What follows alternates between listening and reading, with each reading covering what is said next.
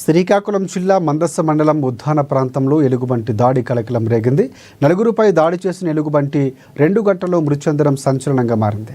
ఎలుగుబంటి దాడిలో పాపారావు, మోహన్ రావు, లక్ష్మీనారాయణ, పున్నయ్య గాయపడ్డారు. వారిని చికిత్స నిమిత్తం హరిపురం ప్రభుత్వ ఆసుపత్రికి తరలించారు.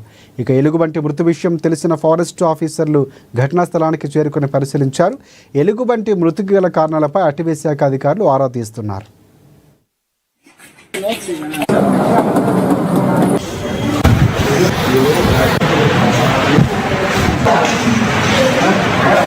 ఆవు తీసుకుంటుంటే ఆవు ఒక్కసారి పగిలిసింది. పగిలిన చోటనే బంటి నాకు వచ్చి పడిపోయింది. నేను బంటి చేసేసరికి మా తమ్ముడు వచ్చాడు.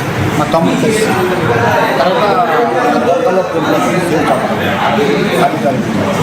తర్వాత మా అబ్బాయి ఫోన్ చేస్తే బండి బట్టి వచ్చాడు. మా ఇద్దరు తీసుకుని వచ్చి